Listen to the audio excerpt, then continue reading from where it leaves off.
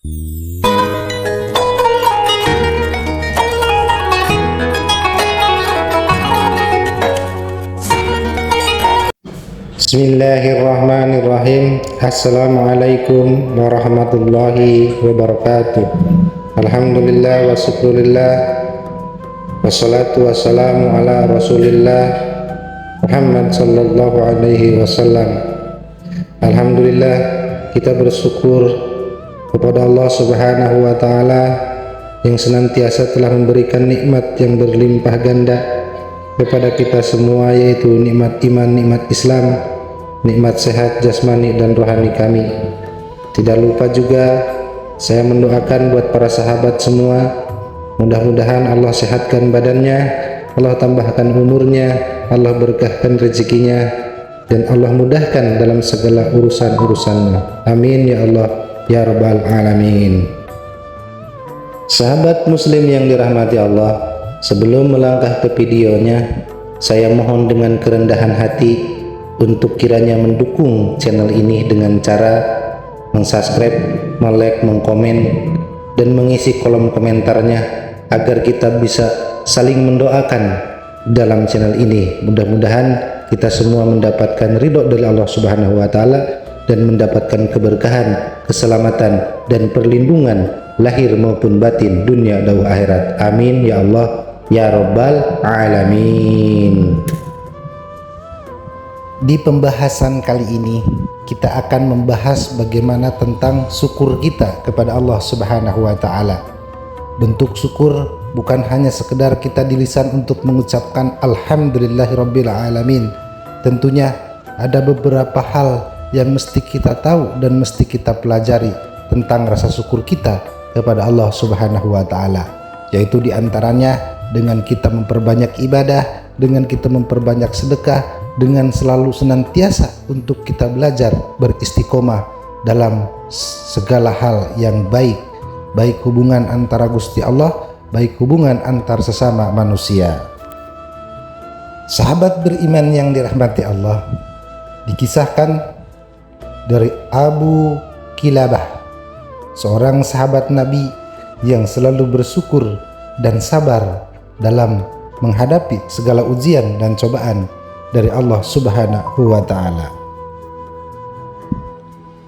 Abu Kilabah adalah seorang sahabat Nabi yang dikenal selalu bersyukur. Nama lengkapnya yaitu Abdullah bin Zaid Al-Jami. Beliau termasuk seorang perawi yang banyak meriwayatkan hadis dari Anas bin Malik. Sosok Abu Kilabah memiliki kepribadian yang selalu bersyukur terhadap rahmat Allah Subhanahu wa ta'ala dan selalu haus akan ilmu yang menuju tentang kebaikan.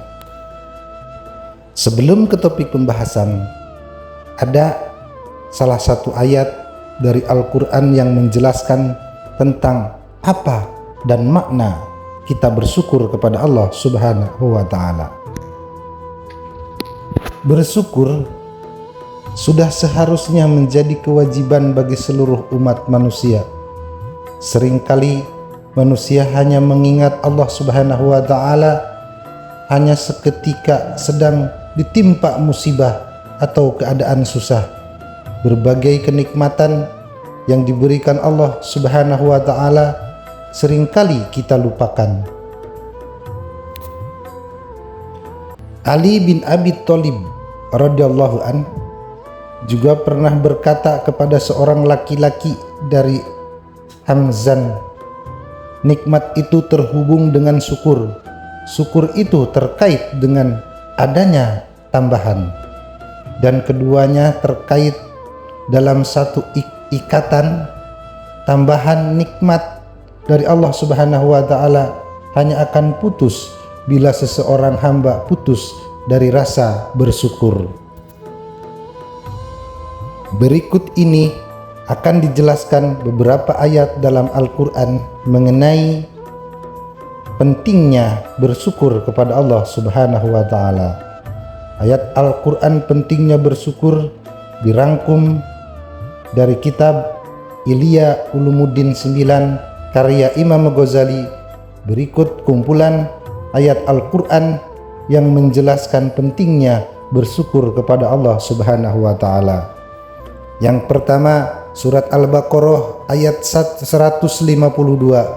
yang artinya, karena itu ingatlah kamu kepadaku, kata Allah, niscaya aku ingat pula kepadamu, dan bersyukurlah kepadaku, kata Allah, dan janganlah kamu mengingat nikmatku yang telah Allah berikan kepada kita semua. Melalui ayat tersebut Allah Subhanahu wa Ta'ala memerintahkan kepada umat muslim untuk berzikir, mengingatnya dalam keadaan apapun, serta bersyukur atas segala nikmat yang telah Dia berikan. Bersyukur salah satunya dapat dilakukan dengan berzikir, mengucap hamdalah. Ayat yang kedua yaitu dalam surat An-Nisa ayat 147 yang artinya, mengapa Allah akan menyiksamu jika kamu bersyukur dan beriman, dan Allah adalah Maha mensyukuri lagi Maha mengetahui. Ayat ini menjelaskan tentang pentingnya bersyukur atas nikmat yang telah kita dapatkan. Allah Subhanahu wa Ta'ala tidak akan menyiksa umatnya apabila mau bersyukur dan beriman kepadanya. Demikian tadi dua ayat yang telah saya bacakan tentang makna rasa syukur kita kepada Allah Subhanahu wa Ta'ala.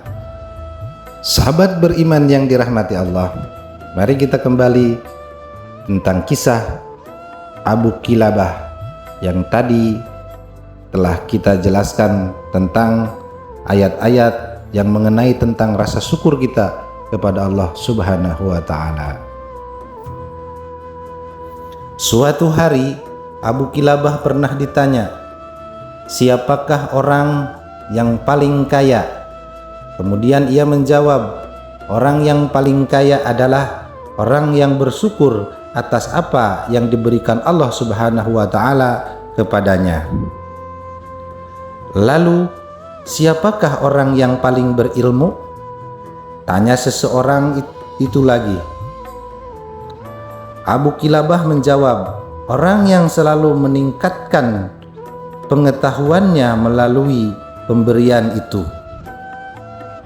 Kisah Abu Kilabah yang selalu bersyukur dan sabar dalam setiap keadaan.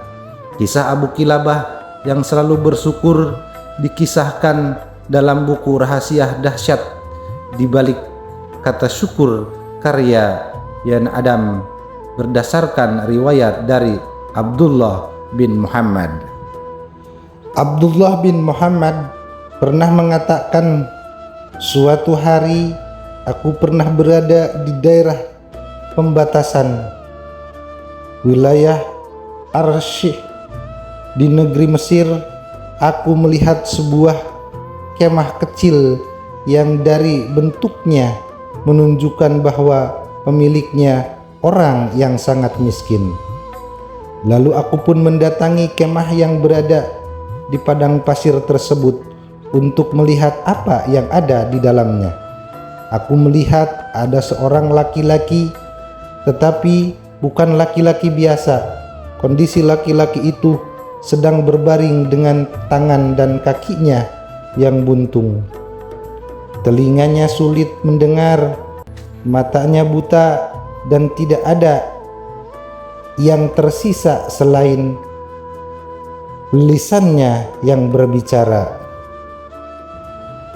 Dari lisannya orang tersebut mengucap, "Ya Allah, berilah aku ilham untuk tetap mensyukuri nikmat-Mu yang telah Engkau berikan, yang telah Engkau anugerahkan kepadaku, dan Engkau sangat memuliakan aku dari ciptaan-Mu yang lain."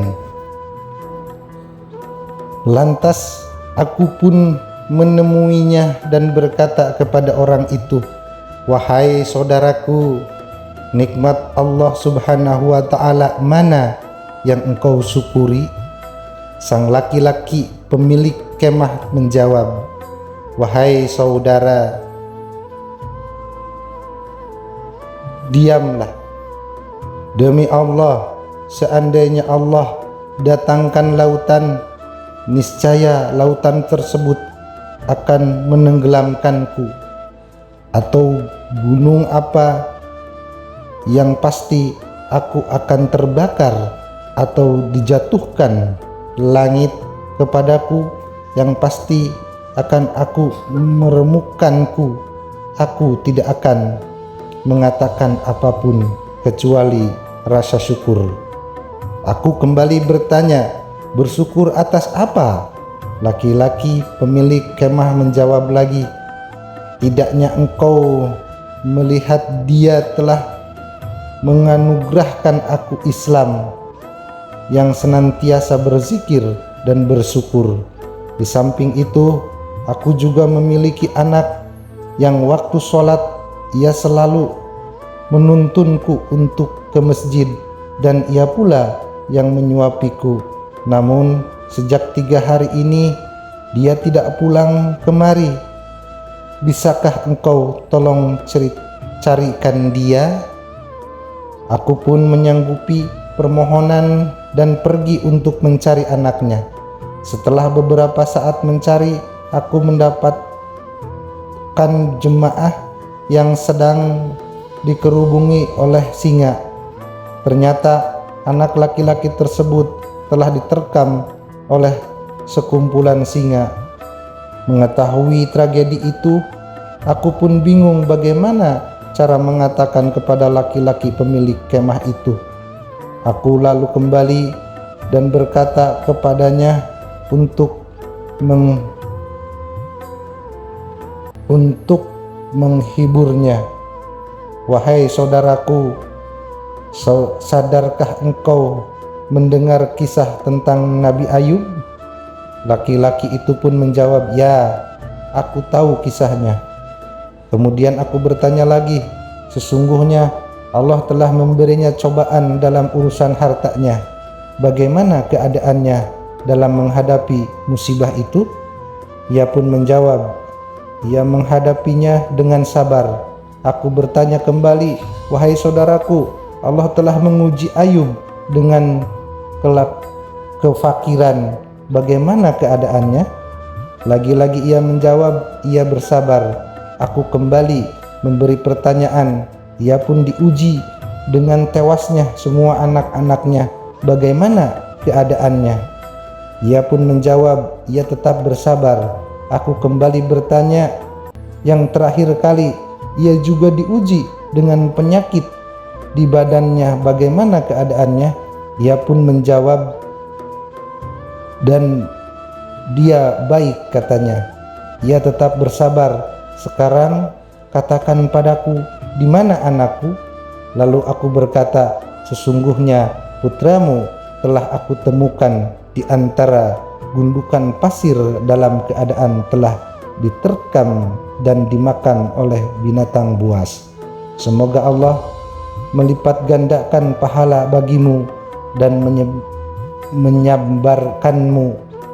Selanjutnya laki-laki pemilik kemah itu berkata, alhamdulillah yang dia tidak meninggalkan keturunan bagiku yang bermaksiat kepada Allah sehingga ia diazab di neraka. Kemudian ia menarik napas panjang lalu meninggalkan dunia. Aku pun membaringkannya di tangan, kututupi dengan jubahku dan meminta bantuan kepada 4 orang laki-laki yang lewat mengendarai kuda untuk mengurus jenazahnya. Keempat laki-laki tersebut ternyata mengenali jenazah yang tinggal di kemah kecil. Mereka berkata, ini adalah Abu Kilabah, sahabat dari Ibnu Abbas. Laki-laki ini pernah diminta oleh khalifah untuk menjadi seorang hakim, namun ia menolak jabatan tersebut. Dikatakan dalam riwayat lain, Abu Kilabah merupakan sahabat terakhir Rasulullah Shallallahu Alaihi Wasallam, terakhir pada masa itu, sehingga khalifah ingin menjadikan seorang hakim itu merupakan jabatan yang mulia.